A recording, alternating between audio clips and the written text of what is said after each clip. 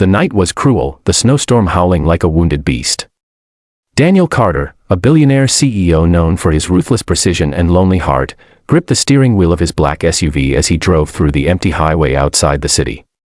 He had left work earlier than usual, something he rarely did, driven by an unexplainable restlessness that clawed at his chest. The headlights cut through the curtain of snow until he noticed a faint silhouette ahead, a woman, shivering, clutching two small babies wrapped in red blankets. Instinct forced him to slow down. As he rolled down the window, he saw tears streaming down her cheeks, her blue nurse uniform damp with melted snow. "Are you okay?" he asked, his voice low but urgent. The woman blinked, stunned, as if she hadn't heard another human voice in hours. "Please, my car broke down. I don't have anywhere to go," she whispered. Her name was Emily Turner, a nurse who had spent the last few years working night shifts to provide for her newborn twins after her husband died in an accident. But 2 weeks ago, her landlord evicted her when she couldn't pay rent, and her hospital had closed due to funding cuts. Everything she had worked for vanished overnight. Now, she stood in the freezing snow, homeless and hopeless, praying someone would stop. Daniel hesitated for a moment. He wasn't the type to pick up strangers, but something about the way she held those babies, trembling yet protective, struck a chord deep inside him. "Get in," he said finally, unlocking the doors. She hesitated, fear flickering across her tired eyes, but the wind's icy bite left her no choice. Inside the warmth of the car, Emily broke down. The babies whimpered softly, one reaching out a tiny hand that brushed against Daniel's coat.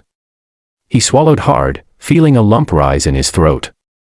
For years, he had lived alone after losing his wife during childbirth. His son, Nathan, was now 7 and barely smiled anymore. Watching Emily's twins, he couldn't help but remember the night his world collapsed too. As the car rolled toward the city, Daniel offered to take her somewhere safe, a nearby hotel. But when she realized she couldn't even afford a cup of coffee, she refused. "You don't have to help me," she said softly, staring at her reflection in the window. "People only help when they want something in return." Daniel looked at her, his expression unreadable. "Maybe I'm not people," he replied. Over the next few days, Daniel couldn't stop thinking about her. He had left her at a shelter with enough money to last a week, but something gnawed at him, her courage, her quiet pain, the way she thanked him without asking for more. On the 5th day, he returned. The shelter's staff said she had left, trying to find another job. He found her again, standing outside a diner, holding a "Help Wanted" sign. Snow fell gently this time, like fate giving them another chance. "You're stubborn," Daniel said as he approached. She smiled weakly. "I have to be. They depend on me." Without thinking, Daniel offered her a position, not as a nurse, but as a caretaker for his son. Emily hesitated, but her babies needed warmth and food, so she agreed. Life inside the Carter mansion was quiet, almost too perfect. Nathan, Daniel's son, was distant at first but soon warmed up to Emily's twins, treating them like siblings. Emily brought laughter back into the house, something Daniel had forgotten the sound of. She cooked, read bedtime stories, and even managed to make Daniel smile, which was rarer than sunshine in winter.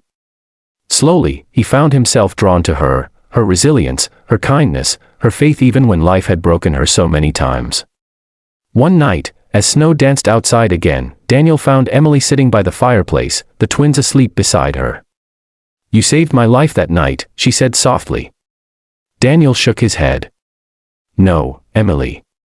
You saved mine."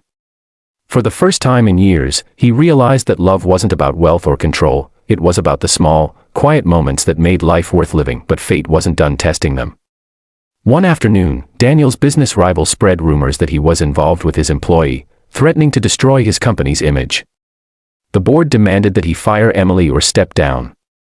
Torn between his empire and the woman who had restored his soul, Daniel made a decision that shocked everyone. He resigned.